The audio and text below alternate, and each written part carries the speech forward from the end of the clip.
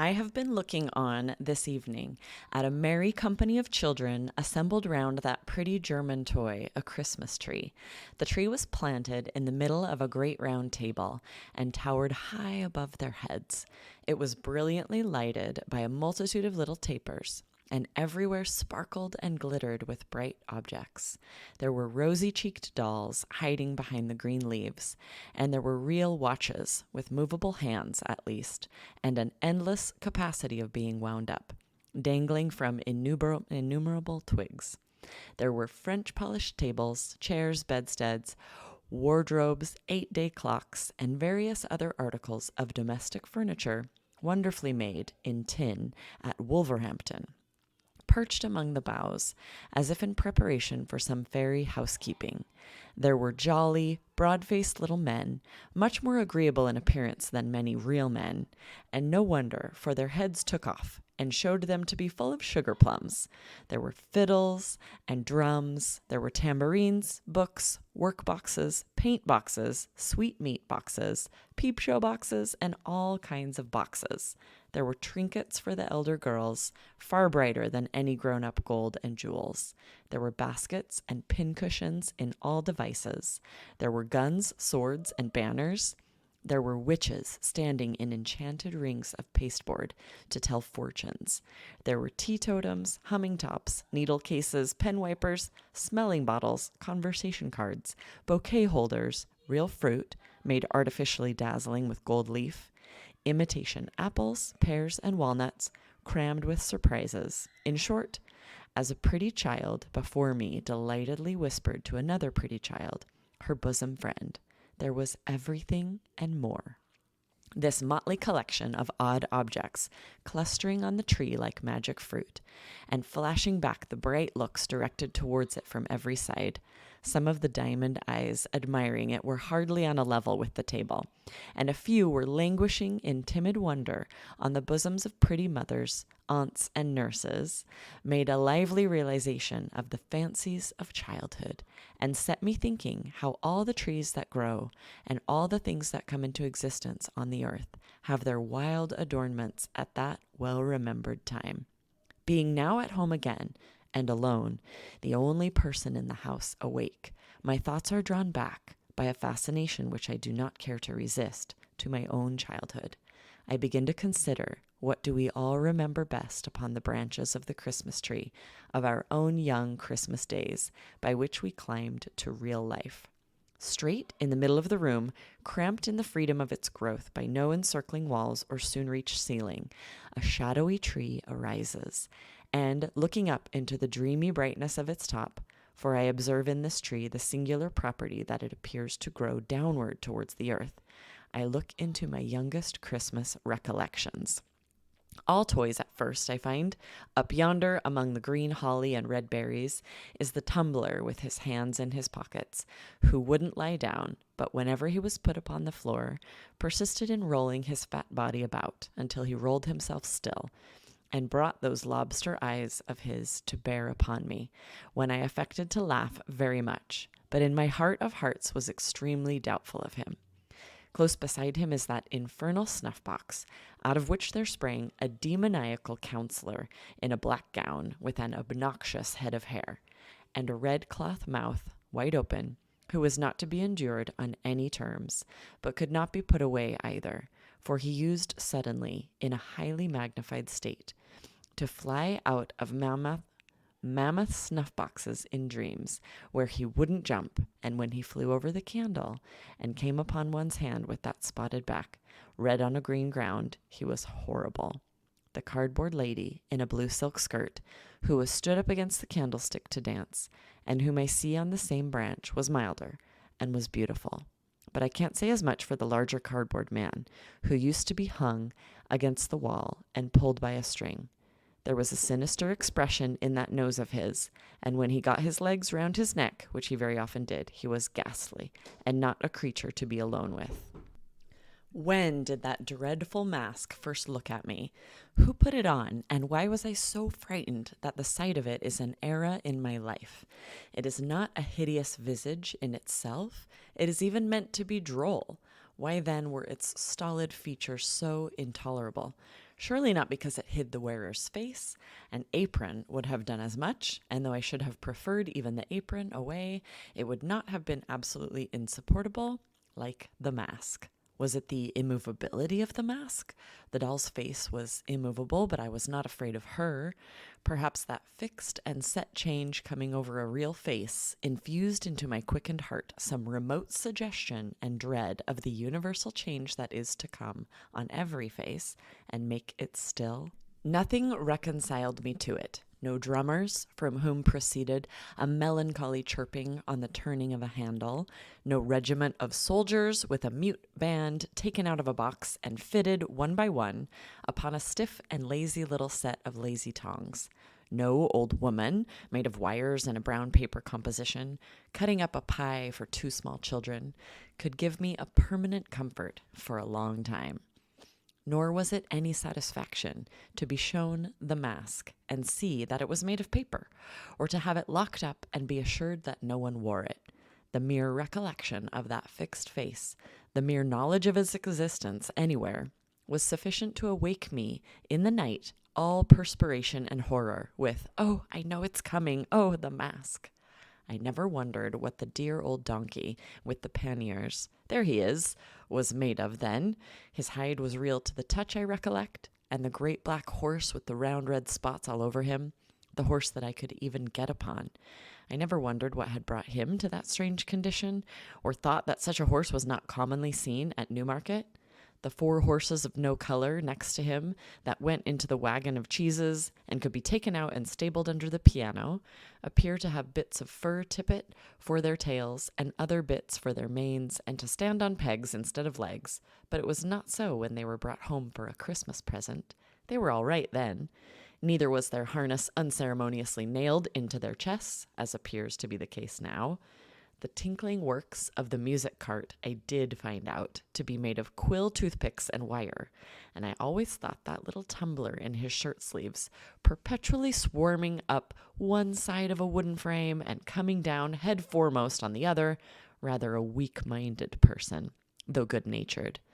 But the Jacob's ladder next him, made of little squares of red wood that went flapping and clattering over one another, each developing a different picture, and the whole enlivened by small bells, was a mighty marvel and a great delight. Ah, the doll's house, of which I was not proprietor, but where I visited. I don't admire the Houses of Parliament half so much as that stone-fronted mansion with real glass windows, and doorsteps, and a real balcony, greener than I ever see now, except at watering places. And even they afford but a poor imitation. And though it did open all at once, the entire house front, which was a blow, I admit, as cancelling the fiction of a staircase, it was but to shut it up again, and I could believe. Even open, there were 3 distinct rooms in it, a sitting room and bedroom, elegantly furnished, and, best of all, a kitchen with uncommonly soft fire irons, a plentiful assortment of diminutive utensils, the warming pan, and a tin man-cook in profile, who was always going to fry 2 fish.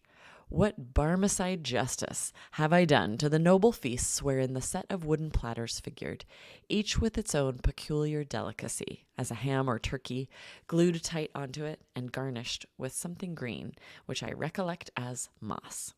Could all the temperance societies of these later days, united, give me such tea drinking as I have had through the means of yonder little set of blue crockery, which really would hold liquid, it ran out of the small wooden cask, I recollect, and tasted of matches, and which made tea nectar. And if the 2 legs of the ineffectual little sugar tongs did tumble over one another and want purpose like Punch's hands, what does it matter? And if I did once shriek out as a poisoned child and strike the fashionable company with consternation by reason of having drunk a little teaspoon inadvertently dissolved in too hot tea, I was never the worse for it except by a powder. Upon the next branches of the tree, lower down, hard by the green roller and miniature gardening tools, how thick the books begin to hang. Thin books in themselves at first, but many of them, and with deliciously smooth covers of bright red or green. What fat black letters to begin with. A was an archer and shot at a frog. Of course he was. He was an apple pie also, and there he is. He was a good many things in his time, was A, and so were most of his friends, except X, who had so little versatility that I never knew him to get beyond Xerxes or Xanthippe, like Y, who was always confined to a yacht or a yew tree, and Z, condemned forever to be a zebra or a zany. But now, the very tree itself changes and becomes a beanstalk. The marvelous beanstalk up which Jack climbed to the giant's house. And now those dreadfully interesting double-headed giants, with their clubs over their shoulders, begin to stride along the boughs in a perfect throng, dragging knights and ladies home for dinner by the hair of their heads. And Jack, how noble, with his sword of sharpness and his shoes of swiftness. Again, those old meditations come upon me as I gaze up at him, and I debate within myself whether there was more than one Jack, which I am loth to believe possible, or only one genuine, original, admirable Jack who achieved all the recorded exploits. Good for Christmas time is the ruddy color of the cloak, in which, the tree making a forest of itself for her to trip through with her basket, Little Red Riding Hood comes to me one Christmas Eve to give me information of the cruelty and treachery of that dissembling wolf who ate her grandmother, without making any impression on his appetite, and then ate her, after making that ferocious joke about his teeth. She was my first love. I felt that if I could have married Little Red Riding Hood, I should have known perfect bliss. But it was not to be, and there was nothing for it but to look out the wolf in the Noah's Ark there, and put him late in the procession on the table, as a monster who was to be degraded. Oh, the wonderful Noah's Ark. It was not found seaworthy when put in a washing tub, and the animals were crammed in at the roof, and needed to have their legs well shaken down before they could be got in. Even there, and then, 10 to 1, but they began to tumble out at the door, which was but imperfectly fastened with a wire latch. But what was that against it? Consider the noble fly, a size or two smaller than the elephant, the ladybird, the butterfly, all triumphs of art. Consider the goose, whose feet were so small, and whose balance was so indifferent that he usually tumbled forward and knocked down all the animal creation. Consider Noah and his family, like idiotic tobacco stoppers, and how the leopard stuck to warm little fingers, and how the tails of the larger animals used gradually to resolve themselves into frayed bits of string. Hush, again a forest, and somebody up in a tree. Not Robin Hood, not Valentine, not the yellow dwarf, I have passed him and all Mother Bunch's wonders without mention, but an Eastern king with a glittering scimitar and turban. By Allah, 2 Eastern kings, for I see another, looking over his shoulder. Down upon the grass, at the tree's foot, lies the full length of a coal-black giant, stretched asleep with his head in a lady's lap, and near them is a glass box, fastened with 4 locks of shining steel, in which he keeps the lady prisoner when he is awake. I see the 4 keys at his girdle now.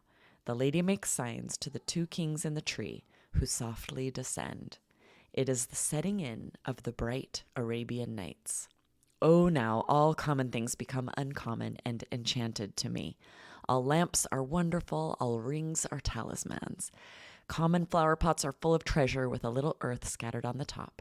Trees are for Ali Baba to hide in. Beefsteaks are to throw down into the Valley of Diamonds, that the precious stones may stick to them and be carried by the eagles to their nests, whence the traders with loud cries will scare them.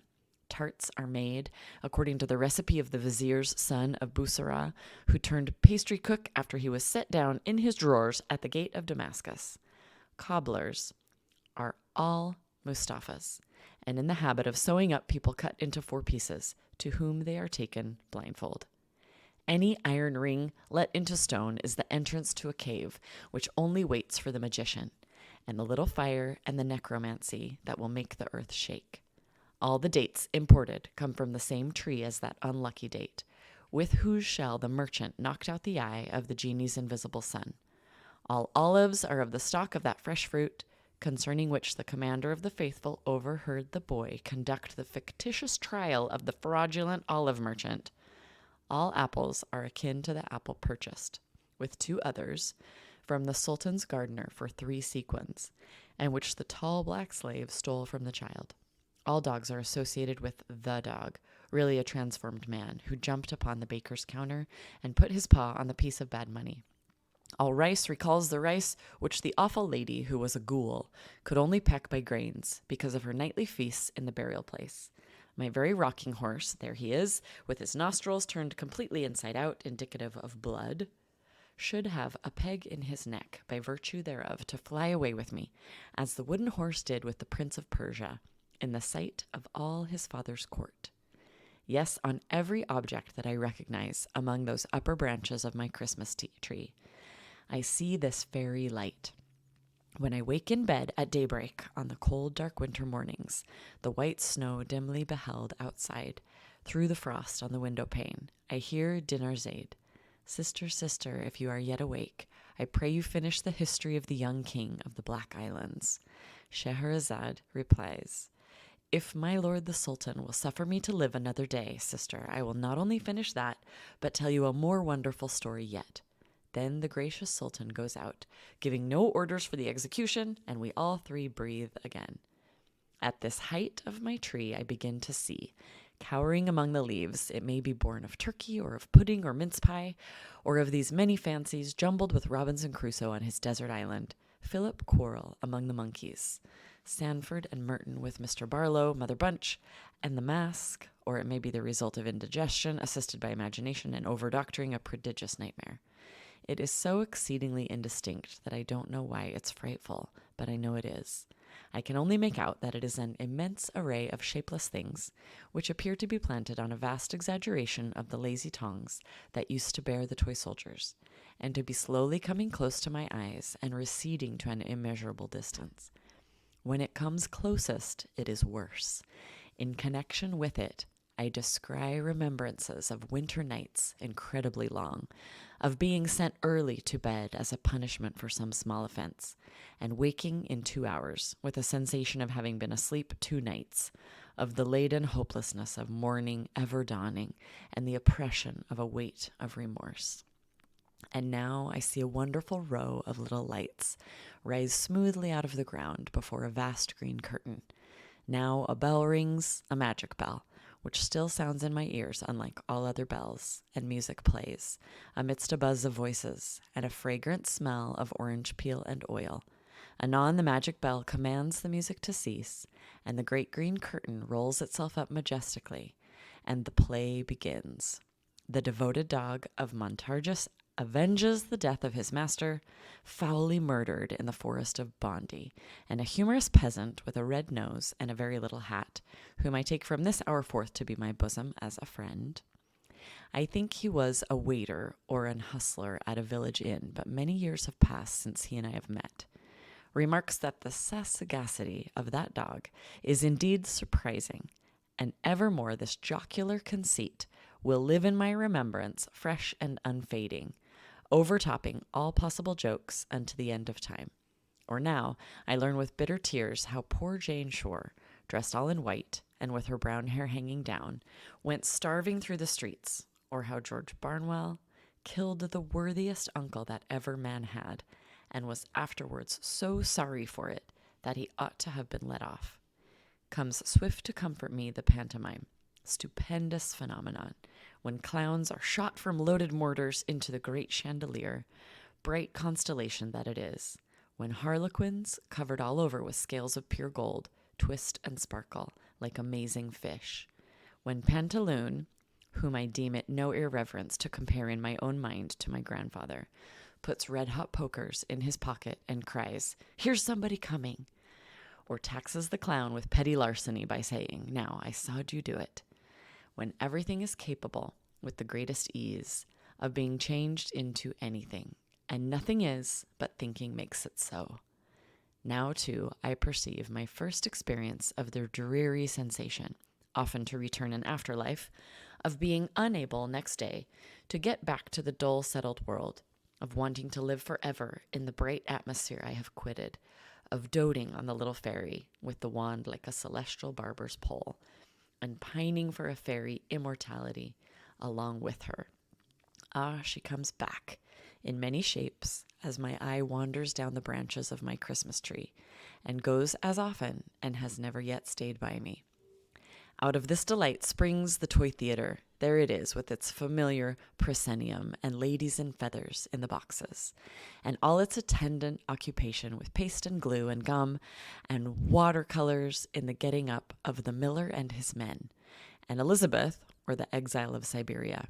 In spite of a few besetting accidents and failures, particularly an unreasonable disposition in the respectable Kelmer, and some others to become faint in the legs and double up at exciting points of the drama, a teeming world of fancies so suggestive and all-embracing that, far below it on my Christmas tree, I see dark, dirty, real theaters in the daytime, adorned with these associations as with the freshest garlands of the rarest flowers, and charming me yet.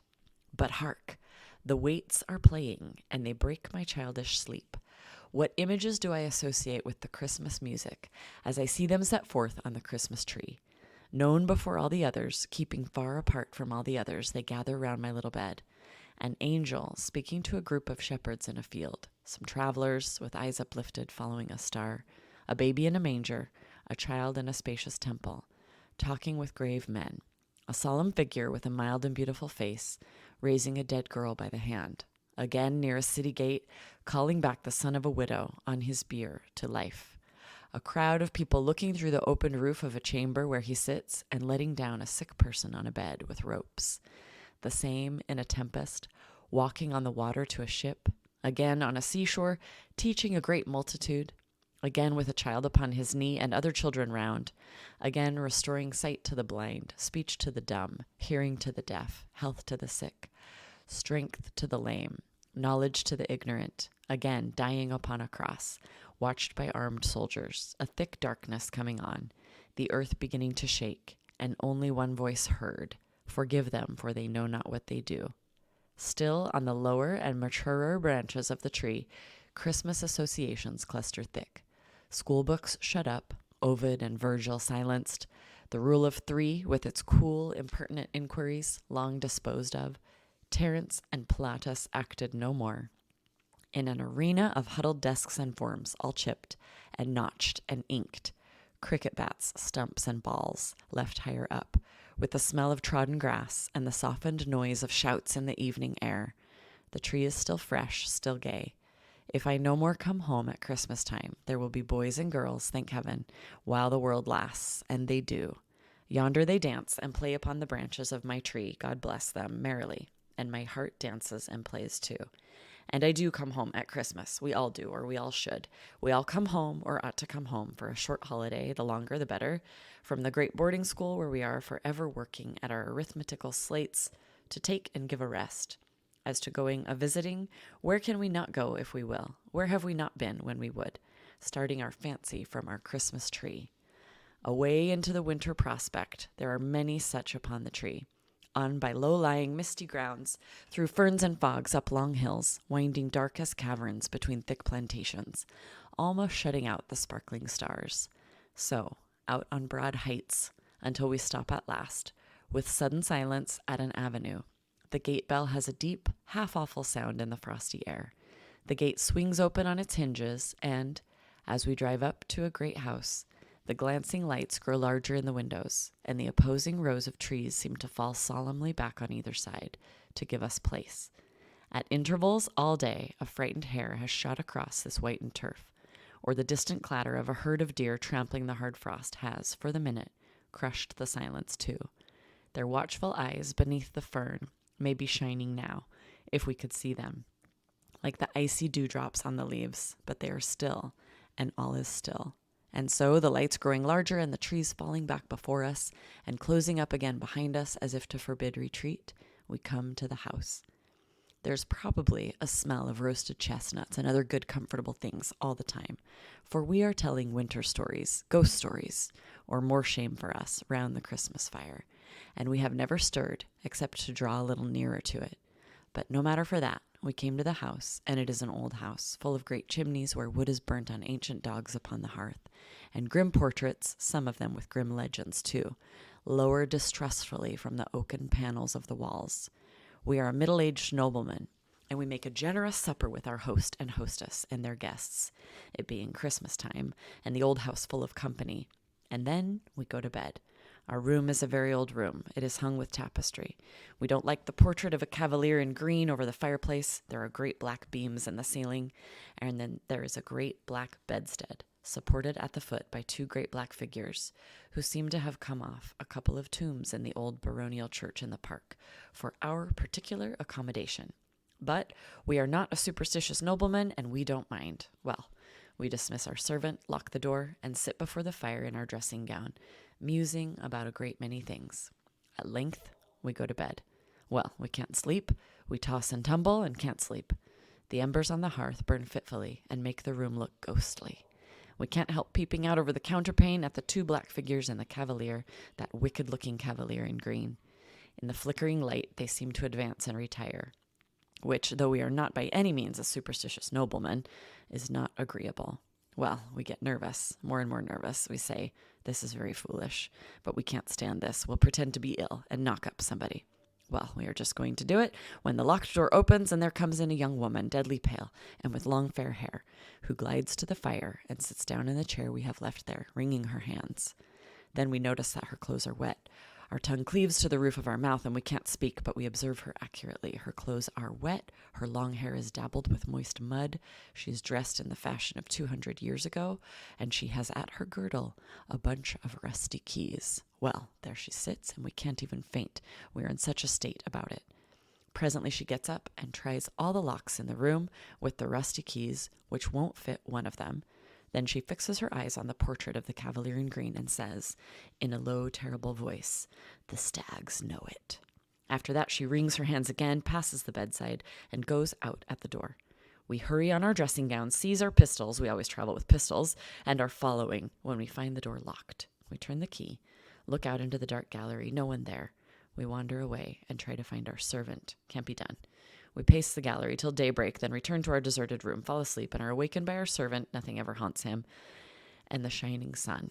Well, we make a wretched breakfast, and all the company say we look queer. After breakfast, we go over the house with our host, and then we take him to the portrait of the cavalier in green, and then it all comes out. He was false to a young housekeeper once attached to that family, and famous for her beauty, who drowned herself in a pond, and whose body was discovered after a long time, because the stags refused to drink of the water, since which it has been whispered that she traverses the house at midnight, but goes especially to that room where the cavalier in green was wont to sleep, trying the old locks with the rusty keys.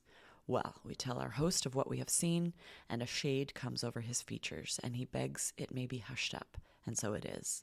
But it's all true, and we said so before we died — we are dead now — to many responsible people. There is no end to the old houses, with resounding galleries and dismal state bedchambers and haunted wings shut up for many years, through which we may ramble, with an agreeable creeping up our back, and encounter any number of ghosts, but, it is worthy of remark perhaps, reducible to a very few general types and classes, for ghosts have little originality and walk in a beaten track. Thus it comes to pass that a certain room in a certain old hall, where a certain bad lord, baronet, knight, or gentleman shot himself, has certain planks in the floor from which the blood will not be taken out. You may scrape and scrape, as the present owner has done, or plane and plane, as his father did, or scrub and scrub, as his grandfather did, or burn and burn with strong acids, as his great-grandfather did. But there the blood will still be, no redder and no paler, no more and no less, always just the same. Thus, in such another house there is a haunted door that never will keep open, or another door that never will keep shut, or a haunted sound of a spinning wheel, or a hammer, or a footstep, or a cry, or a sigh, or a horse's tramp, or the rattling of a chain. Or else there is a turret clock which, at the midnight hour, strikes 13 when the head of the family is going to die, or a shadowy, immovable black carriage, which at such a time is always seen by somebody, waiting near the great gates in the stable yard. Or thus it came to pass how Lady Mary went to pay a visit at a large wild house in the Scottish Highlands, and, being fatigued with her long journey, retired to bed early, and innocently said next morning at the breakfast table, "How odd to have so late a party last night, in this remote place, and not to tell me of it before I went to bed." Then everyone asked Lady Mary what she meant. Then Lady Mary replied, "Why, all night long the carriages were driving round and round the terrace underneath my window." Then the owner of the house turned pale, and so did his lady, and Charles MacDougall of MacDougall signed to Lady Mary to say no more, and everyone was silent. After breakfast, Charles MacDougall told Lady Mary that it was a tradition in the family that those rumbling carriages on the terrace betokened death. And so it proved, for 2 months afterwards, the lady of the mansion died. And Lady Mary, who was a maid of honor at court, often told this story to the old Queen Charlotte, by this token that the old king always said, what, ghosts, ghosts? No such thing, no such thing, and never left off saying so until he went to bed. Or a friend of somebody's, whom most of us know, when he was a young man at college, had a particular friend with whom he made the compact that, if it were possible for the spirit to return to this earth after its separation from the body, he of the twain who'd first died should reappear to the other. In course of time, this compact was forgotten by our friend, the two young men having progressed in life and taken diverging paths that were wide asunder. But one night, many years afterwards, our friend, being in the north of England and staying for the night in an inn on the Yorkshire moors, happened to look out of bed, and there, in the moonlight, leaning on a bureau near the window, steadfastly regarding him, saw his old college friend. The appearance being solemnly addressed, replied, in a kind of whisper, but very audibly, "Do not come near me. I am dead. I am here to redeem my promise. I come from another world, but may not disclose its secrets." Then the whole form, becoming paler, melted, as it were, into the moonlight, and faded away. Or there was the daughter of the first occupier of the picturesque Elizabethan house, so famous in our neighborhood. You've heard about her? No? Why, she went out one summer evening at twilight, when she was a beautiful girl, just 17 years of age, to gather flowers in the garden, and presently came running, terrified, into the house to her father, saying, "Oh, dear father, I have met myself." He took her in his arms and told her it was fancy, but she said, "Oh, no, I met myself in the broad walk, and I was pale and gathering withered flowers, and I turned my head and held them up." And that night she died. And a picture of her story was begun, though never finished, and they say it is somewhere in the house to this day, with its face to the wall. Or the uncle of my brother's wife was riding home on horseback one mellow evening at sunset, when, in a green lane close to his own house, he saw a man standing before him in the very center of a narrow way. "Why does that man in the cloak stand there?" he thought. "Does he want me to ride over him?" But the figure never moved. He felt a strange sensation at seeing it so still, but slackened his trot and rode forward. When he was so close to it as almost to touch it with his stirrup, his horse shied, and the figure glided up the bank in a curious, unearthly manner, backward, and without seeming to use its feet, and was gone. The uncle of my brother's wife, exclaiming, "Good heaven! It's my cousin Harry from Bombay," put spurs to his horse, which was suddenly in a profuse sweat, and, wondering at such strange behavior, dashed round to the front of his house. There he saw the same figure, just passing in at the long French window of the drawing-room, opening on the ground. He threw his bridle to a servant and hastened in after it. His sister was sitting there alone. "Alice, where's my cousin?" "Harry." "Your cousin Harry, John?" "Yes, from Bombay. I met him in the lane just now, and saw him enter here this instant." Not a creature had been seen by anyone. And in that hour and minute, as it afterwards appeared, this cousin died in India. Or it was a certain sensible old maiden lady, who died at 99, and retained her faculties to the last, who really did see the orphan boy. A story which has often been incorrectly told, but of which the real truth is this, because it is, in fact, a story belonging to our family, and she was a connection of our family. When she was about 40 years of age, and still an uncommonly fine woman, her lover died young, which was the reason why she never married, though she had many offers. She went to stay at a place in Kent, which her brother, an Indian merchant, had newly bought. There was a story that this place had once been held in trust by the guardian of a young boy, who was himself the next heir, and who killed the young boy by harsh and cruel treatment. She knew nothing of that. It has been said that there was a cage in her bedroom in which the guardian used to put the boy. There was no such thing. There was only a closet. She went to bed, made no alarm whatever in the night, and in the morning said composedly to her maid when she came in, "Who is the pretty forlorn-looking child who has been peeping out of that closet all night?" The maid replied by giving a loud scream and instantly decamping. She was surprised, but she was a woman of remarkable strength of mind, and she dressed herself and went downstairs and closeted herself with her brother.